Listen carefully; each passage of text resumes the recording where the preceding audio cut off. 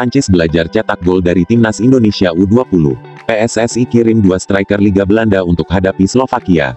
Menyikapi kekalahan telak timnas Indonesia U20 dari timnas Prancis U20 06, pada laga uji coba internasional di Pinatar Arena Football Center, Murcia, Spanyol, Kamis tanggal 18 November tahun 2022. Pelatih Shin Tae-yong cukup memaklumi karena sudah diperkirakan, dan sempat dikhawatirkannya, bahwa para pemainnya akan mengalami kelelahan, lantaran baru tiba di Spanyol pada Selasa tanggal 15 November tahun 2022, setelah menempuh perjalanan yang cukup jauh, usai berlaga cukup berat dan menguras energi menghadapi klub Arab Saudi Al Adalah FC di Antalya, Turki. Belum lagi sebelum ke negeri Matador, rombongan timnas harus transit dulu di Wina, Austria. Rombongan keberangkatan dibagi dalam 2 kelompok. Karena itu, timnya baru melaksanakan 1 kali latihan di Spanyol pada Rabu 16 November. Karena kondisi mereka belum pulih karena kelelahan, para pemain belum bisa memberikan kemampuan terbaik di laga ini.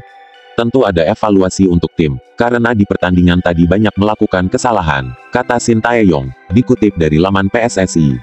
Kami ingin jika pemain melawan tim yang kuat serta kualitasnya di atas mereka agar jangan takut dan harus kuat mental. Kemampuan pemain sebenarnya baik sekali, namun karena takut duluan jadi kita tidak bisa menampilkan permainan terbaik, ujarnya menambahkan.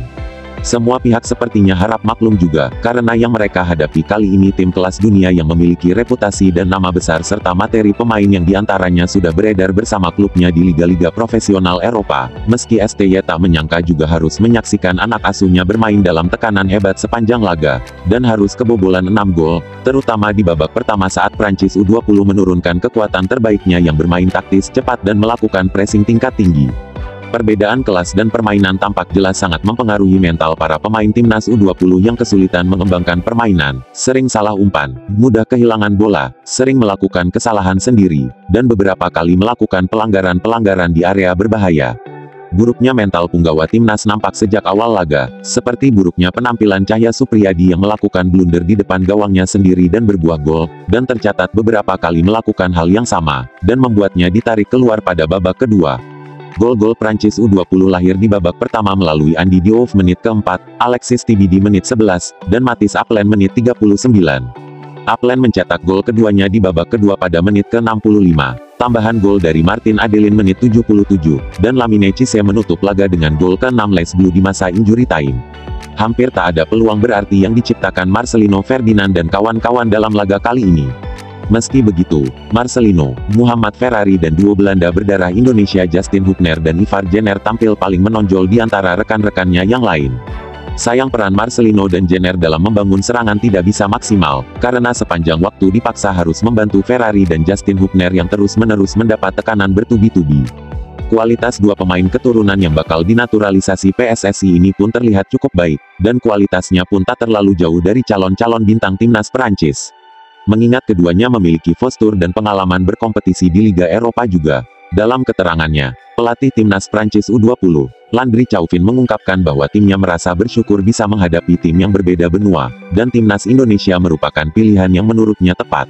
Selain akan menjadi tuan rumah Piala Dunia U20 2023, yang akan diikuti timnya, Chauvin sekaligus bisa mengukur kedalaman skuad inti dan pelapisnya. Sejauh mana anak asuhnya bisa belajar banyak dari pertahanan defensif yang diterapkan tim di luar Eropa, dan juga dapat menguji ketajaman para pemain depannya, dalam mengkonversi setiap peluang untuk menjadi gol. Terbukti, para pemain inti Le Bleu yang diturunkan di babak pertama, benar-benar memberikan pelajaran berharga bagi Muhammad Ferrari CS, bagaimana cara bertahan yang baik agar gawangnya tidak kebobolan lebih banyak lagi, kala menghadapi permainan tim yang selevel Prancis. Setelah menghadapi Prancis, hanya punya waktu normal kurang lebih 1 hari saja, Garuda Muda harus kembali melakoni laga uji coba yang tak kalah beratnya, melawan kontestan Piala Dunia U20 2023 asal Eropa yang lain, Slovakia U20 pada Sabtu 19 November. Laga ini masih merupakan rangkaian turnamen, Costa Calida Region de Murcia Football Week, yang bergulir pada 14-22 November. Sementara itu Direktur Teknik PSSI Indra Syafri, mengonfirmasi bakal ada 2 pemain keturunan tambahan yang bakal ikut gabung pemusatan latihan timnas Indonesia U20 di Spanyol. Meski pihak PSSI masih merahasiakannya, namun dikutip dari perwakilan media online okezone.com di Spanyol, kemungkinan besar 2 nama yang dimaksud adalah Rafael Struijk dan Zico Sori. Kedua pemain ini sama-sama berposisi sebagai penyerang yang saat ini bermain di klub kasta kedua Liga Belanda atau Eerste Divisie. Tambahan amunisi di lini depan diharapkan dapat menutupi lemahnya lini serang timnas Indonesia U20 saat ini. Namun, berbeda dengan Ivar Jenner dan Justin Hubner yang sudah pasti dinaturalisasi, Rafael Struijk dan Zico Sorry baru akan diuji sebagai seleksi kelayakannya untuk dinaturalisasi mengikuti jejak dua kompatriotnya Hubner dan Jenner. Jika sesuai kriteria yang diinginkan Coach STY, Rafael Struijk dan Zico Sorry bakal lanjut menjalani proses naturalisasi.